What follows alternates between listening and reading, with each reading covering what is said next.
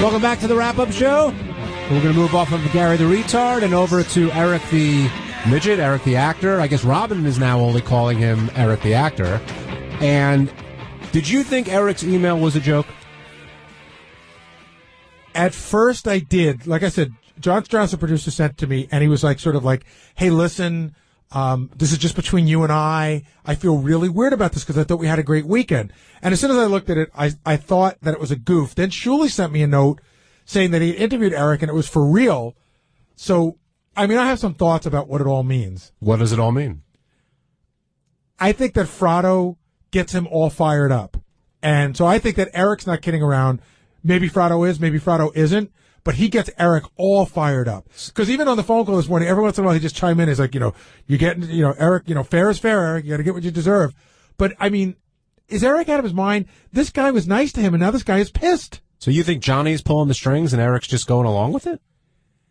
I mean, I don't think Eric's just going along with it. I think Johnny gets him fired up about it. But Eric has the ability to say, you know what, Johnny, I don't think that's a good idea. I think Eric totally buys into, I deserve what I deserve. I mean, the whole ridiculousness of the people who do my books need to get this rectified. I mean, give me a fucking break. I thought it was a joke. I think Gary's might be right. It might be Fratto, pushing the joke.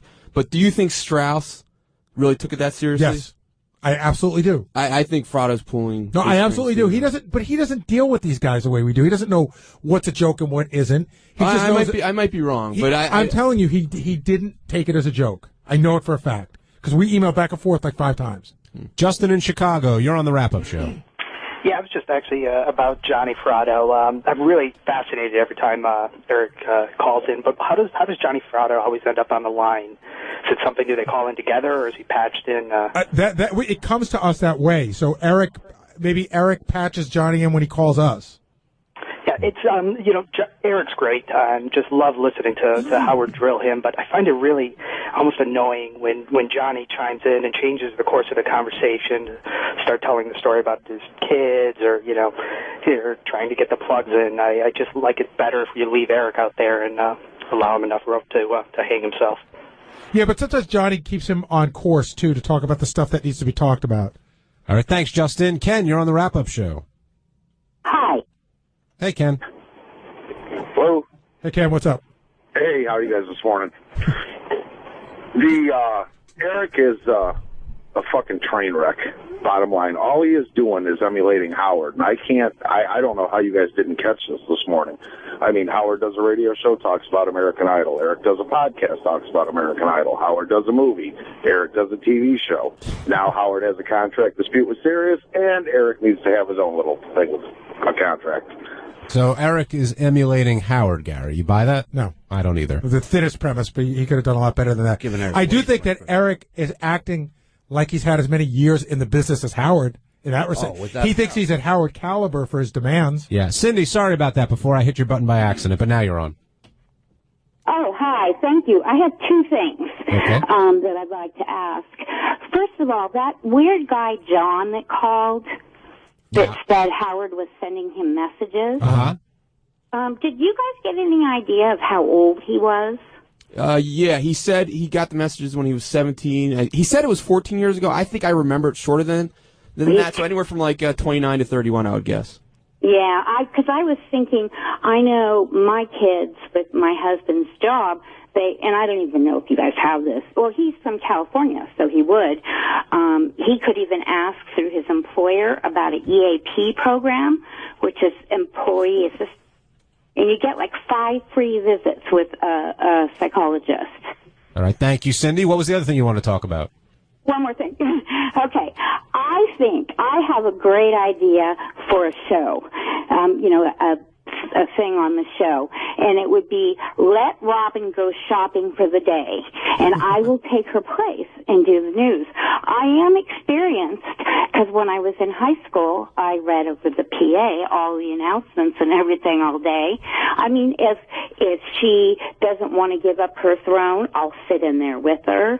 But since I'm first to call about it, that's why I thought maybe, you guys might let Cindy, me. I got to ask you a question. I'm trying. I'm not giving you a hard time, but who besides you? Who do you think wants this to happen? Like, why do you have that and you advertise it? You know, do you think that would be a good? I think there'd be a lot of women. There would be tons of women who would want to do it.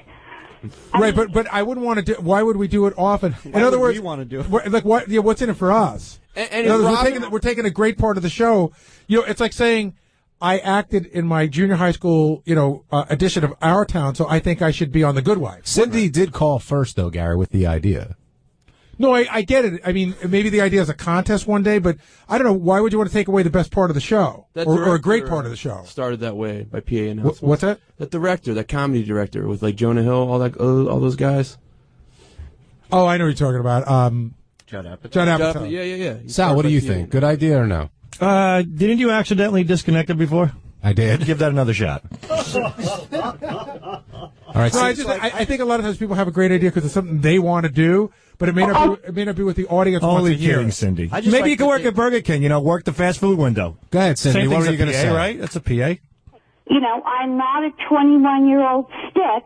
I'm over 21, and my youngest is in college. So, it's not going to be the pretty ass lady that, you guys usually want. All right, Cindy, I'm going to put you on hold. Disconnected. We're going to get your information. Gary will pass it on to Tim, and then we'll see if anything can happen with that. Sorry, honey. But thank you for calling in. Scott in Seattle, you're on the wrap-up show. Hey guys, two quick things. If you want to comment, I just want to tell you how great you guys have gotten at hosting the show, and we all noticed how the difference and improvement over the 6 years you've been doing it. Like the last 20 minutes where you just let Sal roll there was just precious, and you can't compliment you guys enough for just sitting back on that. We love what Sal has to say. I'm in trouble. No, not at Just all. when I think I'm speaking perfectly, and God. Why would you be in trouble? I don't. No, I mean, like me personally, I'm just going to be hard on myself now. Tomorrow there'll probably be a clip that I had no idea about. You got to get yourself a new yarmulke.